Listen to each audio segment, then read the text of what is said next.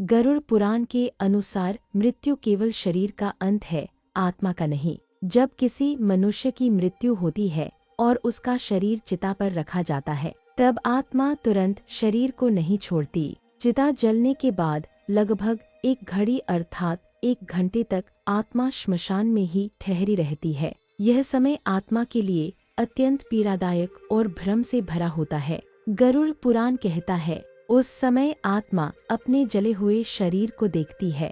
वह देखती है कि जिसे वह अपना मानती थी वह अब राख बन रहा है। आत्मा यह स्वीकार नहीं कर पाती कि उसका जीवन समाप्त हो गया है। जब चिता की अग्नि प्रज्वलित होती है तो आत्मा को तीव्र ताप और मानसिक पीड़ा का अनुभव होता है, भले ही उसे शारीरिक दर्द न हो। गरुड़ पुराण में वर्णन है, जैसे जैसे परिवार के लोग श्मशान से वापस लौटने लगते हैं, आत्मा भयभीत हो जाती है। उसे लगता है कि वह अब पूरी तरह अकेली रह गई है। चारों ओर अंधकार, सन्नाटा और डरावनी ऊर्जा उसे घेर लेती है। आत्मा बार बार अपने परिजनों को पुकारती है, मुझे छोड़कर मत जाओ, परंतु उसकी आवाज कोई नहीं सुन पाता। इस समय आत्मा को अपने कर्म याद आने लगते हैं। अच्छे कर्म करने वाली आत्मा शांत रहती है, लेकिन जिसने जीवन में पाप, अहंकार और अत्याचार किए हों, वह भय और पश्चाताप से भर जाती है।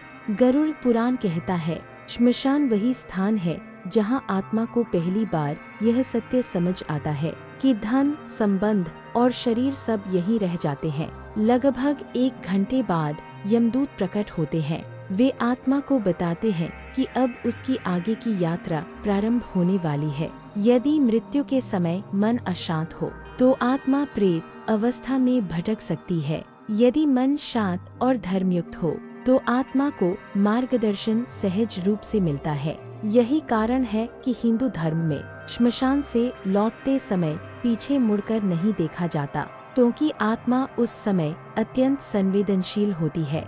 गरुड़ पुराण हमें यही सिखाता है, मृत्यु के बाद पश्चाताप करने से अच्छा है जीवित रहते हुए ही अपने कर्मों को शुद्ध कर लेना, क्योंकि जब चिता जलती है तब आत्मा केवल एक प्रश्न से जूझती है, मैंने जीवन में क्या किया।